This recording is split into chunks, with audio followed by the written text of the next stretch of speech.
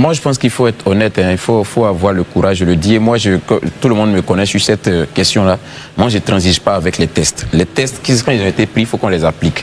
Le Burkina, si tant est que le Burkina méritait d'occuper ou de prendre la tête de l'UEMOA, du Conseil des ministres de l'UEMOA, il faut lui permettre de prendre la tête du Conseil de l'UEMOA. C'est ce que les tests disent, il faut appliquer les tests. Maintenant, si on estime qu'il y a des choses qui font, ou bien il y a des éléments qui ne leur permettent pas en cet instant précis là de prendre la tête, mais qu'on nous les produise et qu'on nous les dise clairement dans un communiqué, compte tenu d'une telle situation, compte tenu d'un tel fait, le Burkina ne peut pas assurer la présidence du Conseil des ministres. Et puis nous tous, on est informés pourquoi ce n'est pas le cas. Mais tant qu'on n'a pas sorti cette note, ou bien ce point-là, et qu'on nous dit juste qu'il y a un manque de consensus, donc ils ne prennent pas la tête, je pense que là, on est en train de, je suis d'avis avec Herman, de fouler au pied les tests. Moi, je suis un légaliste et je suis en train de dire toujours les tests. S'il y a des exceptions, on dit pourquoi il y a ces exceptions. Tant qu'on ne les a pas dit, il y a pas, je ne trouve pas ça normal. L'Afrique n'est plus à vendre. Ce cri de révolte lancé par le capitaine Ibrahim Traoré résonne bien au-delà du Sahel. Dans cette vidéo, on décrypte les tensions brûlantes entre l'Alliance des États du Sahel, AES, et l'UEMOA. Les accusations d'exclusion, la bataille pour une souveraineté régionale et les enjeux économiques derrière le franc CFA. Pourquoi le Burkina Faso s'est vu refuser la présidence de l'UEMOA? Que cache ce bras de fer diplomatique? L'AES peut-elle vraiment s'affranchir des structures néocoloniales? L'AES incarne une volonté de rupture avec les modèles d'intégration traditionnels, jugés injustes ou inefficaces. Le bras de fer avec l'UEMOA pourrait déboucher sur une redéfinition des alliances régionales, voire une sortie coordonnée de l'union monétaire. Mais cette transition, bien que audacieuse, comporte des risques économiques et institutionnels majeurs. Restez bien accrochés, ce n'est pas qu'une lutte politique, c'est un changement historique en marche. Réunis donc à Lomé, c'était le 12 juillet 2025 à l'occasion de la deuxième session ordinaire annuelle du Conseil des ministres de l'UEMOA, second organe majeur de prise de décision au sein de l'instance sous-régionale. Les représentants du Burkina, du Mali et de Niger, regroupés donc sous la bannière AES, ont claqué la porte de la réunion ministérielle. Que s'est-il passé? Barry, revenons sur les faits. D'accord, merci Christelle. Comme vous l'avez dit, les représentants des États membres de l'AES se sont retirés de la deuxième session du Conseil des ministres de l'UEMOA en solidarité avec la délégation burkinabé. Donc, au sorti de cet événement-là, au niveau des médias burkinabés, il a été mentionné que conformément à l'article 11 du traité de l'UEMOA, la présidence du Conseil des ministres doit être assurée à tour de rôle. Oui. Et cette présidence est assurée par M. Koulibaly, le ministre ivoirien de l'économie et des finances. Donc, normalement, selon la version des autorités burkinabées, la responsabilité devait être passée au Burkina Faso, ce qui n'a pas été fait parce qu'il y a un débat. Vous savez, l'UEMOA, je crois, c'est 8 pays. Il y a la Côte d'Ivoire, les 3 pays de l'AES, le Togo, le Bénin, le Sénégal et la Guinée-Bissau. Donc, pour qu'une décision puisse passer, il faut qu'il y ait un consensus. Et le consensus n'a pas été obtenu pour que le Burkina puisse occuper la responsabilité. Donc, les autres membres de l'AES en solidarité ont bien voulu claquer la porte avec le Burkina Faso. Question maintenant pour vous, pour bien comprendre. Est-ce que le Burkina Faso devait de facto, et c'était déjà donc entamé dans les discussions depuis longtemps, qu'après la Côte d'Ivoire, c'était le Burkina qui prenait la présidence, ou sur le coup, au vu des réalités politiques, géopolitiques, il fallait avoir le consensus pour les positionner donc à la tête de l'instance? C'est toujours le consensus dans ce genre d'organisation. Okay. Quand il y a un thème central qu'on pose, il y a toujours le consensus. Maintenant, on ne saurait faire fi des tensions géopolitiques et des positionnements géostratégiques vis-à-vis des uns et des autres. Parce que vous n'êtes pas sans savoir que les pays de l'AES ont maille à partir avec certains pays occidentaux, notamment la France et les pays de l'Union européenne, alors que ces pays-là sont quand même des partenaires économiques clés pour les autres membres de l'organisation. Donc aujourd'hui, est-ce qu'on va suivre l'AES dans sa dynamique? Est-ce que chacun va penser à ses intérêts ou on va penser aux intérêts de l'organisation? Voici les questions qu'on se pose. Parce que quand vous prenez, c'est vrai qu'on parle souvent de la France, mais prenez un pays comme les Pays-Bas, qui sont membres de l'Union européenne. C'est le premier client de la Côte d'Ivoire. Bien sûr. Est-ce que parce que le Burkina est fâché avec les Pays-Bas. Moi, la Côte d'Ivoire, je vais me priver du client qui m'achète peut-être pour 2-3 milliards d'euros par an. Non. Est-ce que parce que le Burkina est fâché avec l'Union européenne, un pays comme le Sénégal, qui a des partenariats économiques très avancés avec des pays comme la Belgique ou l'Espagne, va sacrifier ses intérêts par solidarité au Burkina? Je dis non. Le Burkina, lui aussi, il a ses raisons. Il peut dire que avec la France et tout, je suis fâché. Mais au fond, quand vous regardez, il y a le discours qu'on produit et il y a les faits. Je vous prends un seul exemple. Le Niger.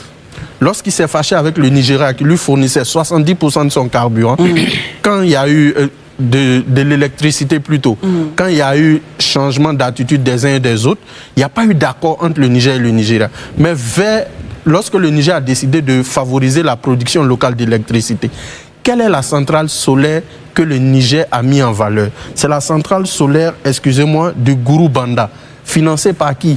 Par l'Agence française de développement. Donc, on a beau dire qu'on ne veut pas voir la France est une puissance déstabilisatrice, mais il y a les réalités aussi qu'on cache aux populations. Donc, cette centrale solaire-là est financée, je n'ai pas dit par l'Union européenne, j'ai dit par l'AFD, l'Agence française de développement. Donc, la France, quoi qu'on dise, reste un partenaire économique clé de tous ces pays-là. Mais aujourd'hui, la géopolitique faisant, il y a un certain nombre de discours qui ont tendance à décrier la Côte d'Ivoire comme cette puissance-là, ce pays-là qui veut déstabiliser ses voisins. Ça, c'est le narratif des autorités de l'AES. Vos commentaires, messieurs, on revient à vous, Barry, après, juste pour avoir votre commentaire après l'analyse des faits. Daouda, réaction? La présidence refusée, donc. Je pense que les États membres de l'AES, je pense qu'à un moment donné, il faut faire preuve de sérieux quand on fait les choses. Vous vous rappelez que depuis il y a un moment, ils ont décidé de quitter la CEDEAO et autres. Vous vous rappelez que sur ce même plateau, je vous ai dit que s'ils veulent vraiment rester en cohérence avec eux-mêmes, quand on quitte la CEDEAO, parce ils devraient sortir après, vous l'avez dit. Ils devraient sortir de l'UEMOA. Parce que tu ne peux pas dire non, j'ai des problèmes avec la France, j'ai des problèmes avec ceci, des problèmes avec cela, tu sors d'un côté, mais de l'autre côté, tu restes. Mais je vais essayer de faire, je vais vous donner une image simple. Imaginez-vous un temps soit peu, nous sommes 5 sur ce plateau et nous avons une association où on doit mettre de l'argent dans la caisse. Une mutuelle de développement, Herman aime bien les mutuelles. Et c'est Herman qui a plus d'argent que nous tous. C'est lui qui cotise pratiquement. C'est Herman qui cotise pratiquement chaque mois pour 100 000. Élysée donne 50 000. Toi, tu donnes 20 000. Moi, je donne 10 000. Barry donne 5 000. Vous pensez que Herman est assez fou pour dire à Barry, garde notre argent? Ben non, ça ne se passe pas comme ça. Non, moi j'insulte Herman tous les jours en plus. Voilà. Et je passe mon temps en train d'insulter Herman. Et c'est toi qui n'as rien dans la caisse. Pas rien, tout doucement. Quand je dis rien, c'est en comparaison de ce que chacun cotise. Parce qu'il faut poser le sujet de façon simple. Au niveau de l'UEMOA, la Côte d'Ivoire, c'est 42%.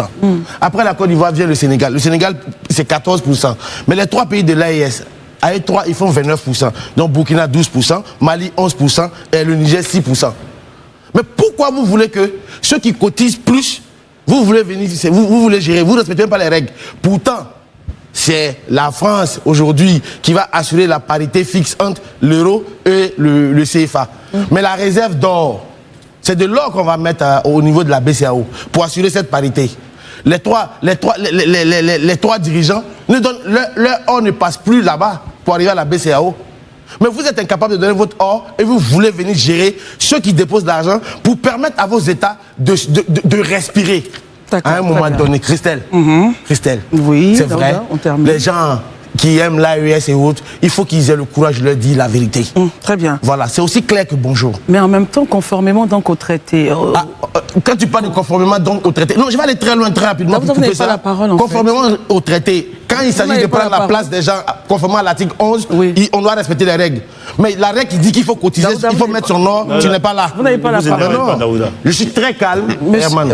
Voilà, c'est pas toi qui gère le truc. Herman, vous avez la parole, alors je reprends. Il n'aime pas cette phrase, je vais la citer. Allons directement, Conformément à l'article 11 conformément du traité de l'UEMOA, la présidence du Conseil des ministres doit être tournante et confiée à l'un des ministres des Finances des 8 États membres pour une durée de 2 ans. Cette rotation, j'insiste, cette rotation vise à garantir l'équité institutionnelle et la cohésion politique entre les membres. les membres, là, lorsqu'ils se sont décidés de se mettre ensemble, ce sont les garde-fous qu'ils ont mis. Les tests, là, quand les tests sont là, c'est vous qui le dites ici, il faut les respecter. Ce que les autres ministres du Conseil les autres ministres de l'UEMOA ont fait, là, ministres des Finances de l'UEMOA ont fait, c'est juste fouler les tests de l'UEMOA au pied. Si la rotation revient au Burkina, si on estime que ce n'est pas le Burkina qui doit le faire, c'est que vous décidez de faire sortir les 3 autres de l'UEMOA. Tant qu'ils y sont, même si c'est 1 franc ou 2 francs qu'ils déposent, ils sont membres et les tests doivent être respectés pour eux. On ne fait pas les tests à la tête du client. On fait les tests parce qu'on s'entend et on s'accorde là-dessus. Voici un peu ce point-là. Donc, pour revenir là-dessus, aujourd'hui, on arrive à un point où ce qui s'est passé pourrait amener pourrait amener les 3 pays de l'AES qui sont déjà partis de la CEDEAO à vouloir créer leur communauté monétaire et économique. Et ce que ça veut dire qu'on est en train de leur donner subtilement l'occasion de frapper leur monnaie. Est-ce que c'est là-bas qu'on veut arriver? Non, je ne crois pas. Parce que Daouda parlait de 29% des 3, ça risque rien, mais 100%, moins 29%, ça fait 11%, ça ne fait pas 100%. Très bien, merci. Il faut respecter les petits États. Merci Herman, votre point. Élisée Boloube, votre commentaire. Selon les textes, le Burkina estime qu'il devait avoir la tête de la présidence, puisque c'est en rotation, et les textes le disent. Refuser donc créer l'incident, il claque la porte. L'impact justement de cette affaire sur la communauté, Élisée. Moi, je pense qu'il faut être honnête, il faut avoir le courage, je le dis. Et moi, tout le monde me connaît sur cette question-là. Moi, je ne transige pas avec les tests. Les tests, quand ils ont été pris, il faut qu'on les applique. Le Burkina, si tant est que le Burkina méritait d'occuper ou de prendre la tête de l'UEMOA, du Conseil des ministres de l'UEMOA, il faut lui permettre de prendre la tête du Conseil de l'UEMOA. C'est ce que les tests disent, il faut appliquer les tests. Maintenant, si on estime qu'il y a des choses qui font, ou bien il y a des éléments qui ne leur permettent pas en cet instant précis là de prendre la tête, mais qu'on nous les produise et qu'on nous les dise clairement dans un communiqué, compte tenu d'une telle situation, compte tenu d'un tel fait, le Burkina ne peut pas assurer la présidence du Conseil des ministres. Et puis nous tous, on est informés pourquoi ce n'est pas le cas. Mais tant qu'on n'a pas sorti cette note, ou bien ce point-là, et qu'on nous dit juste qu'il y a un manque de consensus, donc ils ne prennent pas la tête, je pense que là, on est en train de, je suis d'avis avec Herman, de fouler au pied les tests. Moi, je suis un légaliste et je suis en train de dire toujours les tests. S'il y a des exceptions, on dit pourquoi il y a ces exceptions. Tant qu'on ne les a pas dit, je ne trouve pas ça normal. Deuxième élément sur lequel je vais venir, quand je finis de dire ça aussi, je pense que cette situation qui est arrivée met en lumière la nécessité d'apporter des réformes profondes dans nos organisations sous-régionales, à commencer par l'UEMOA. Figurez-vous que la Côte d'Ivoire a plus de 40% de l'UEMOA. Mais vous savez, quand on finit les dividendes là, quand on a des dividendes là, logiquement, la logique aurait souhaité que ces dividendes soient répartis au prorata. C'est-à-dire, moi j'ai 40% comme des actions. J'envoie 40 actions, vous envoyez 10. Quand on a eu un bénéfice, on doit diviser au prorata. Mais vous savez que ce n'est pas ce qui se fait. Qu'est-ce qui se fait, Élisée? Ce qui se fait, c'est qu'on divise par égal sur tous les États. C'est-à-dire, la Côte d'Ivoire mobilise plus de ressources que tout le monde, mais quand il s'agit de repartir les gains, tous les pays sont logés à la même enseigne. Il y a quelque chose qu'il faut revoir. Ce n'est pas normal. En ce moment-là, ça met d'autres pays dans une aisance, dans un confort. Parce que ceux qui fournissent plus d'efforts, là, ils doivent récompenser au regard de leurs efforts. Ça, c'est une réalité. Parce que quelqu'un ne va pas se battre plus pour tout le monde, et puis vous ne faites aucun effort, et vous bénéficiez des dividendes au même titre que la personne. C'est pourquoi je dis que, quand on finit de dire ça, il faut qu'il y ait des réformes profondes au sein de l'organisation. Le but, c'est de dynamiser davantage cette organisation-là et de permettre aux uns aux autres d'élever leurs standards. Aujourd'hui, si on est en train de coincer dans le cas de l'éco, mais c'est justement pour ça. Parce que les points de convergence ne sont pas atteints. Pendant que d'autres pays font des efforts pour pouvoir atteindre les points de convergence, mais d'autres sont tranquilles dans leur confort. Parce que selon vous, ils savent que forcément... Mais comment est-ce qu'on va arriver au point de convergence? À quel moment donc on passe à la monnaie unique? Si on veut que les choses avancent. Donc ça aussi, c'est des réformes importantes qu'il faut déposer sur la table et des discussions qui doivent être au centre des débats. Docteur Barry, vous avez donc fait un point de situation. Maintenant, votre commentaire, regard. Est-ce que c'est la situation, la géopolitique qui s'est transportée sur le terrain de l'économie? Non, mais écoutez, Christelle, je vais prendre un seul exemple. Lorsque la Côte d'Ivoire prend la présidence en exercice de la CEDEAO, normalement, c'est une présidence tournante. C'est le Cap-Vert qui devait prendre la présidence. Mais il s'est avéré que le Cap-Vert n'était pas à jour. À jour de quoi? De ses cotisations au sein de l'organisation. Donc, on a passé ça à la Côte d'Ivoire, puisque ce n'est pas ordre alphabétique. Et après, le Cap-Vert, c'était la Côte d'Ivoire. Est-ce que c'est le même exemple, justement? La CEDEAO, c'est une organisation sous-régionale. Je vous donne juste les angles.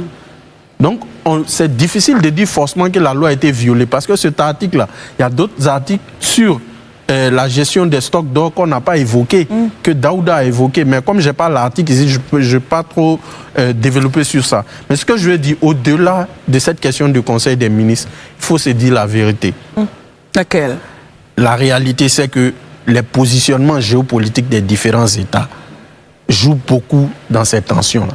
Vous n'êtes pas sans savoir que les pays de l'AES et les pays côtiers, la coopération n'est plus ce qu'elle était. Donc, le point d'Élysée sur la réforme, moi je partage ce point-là entièrement. Parce qu'aujourd'hui, il y a une réalité qui est là. Les pays de l'AES vont probablement créer leur monnaie. Si moi je fais la projection. Puisque le débat existe déjà dans ces pays-là. Moi je suis les médias burkinabés, nigériens. Je sais que le débat est là. Ils veulent sortir. Le Mali était déjà sorti de la zone CFA au début des années 60. Il est revenu de lui-même. Est-ce que ça va marcher?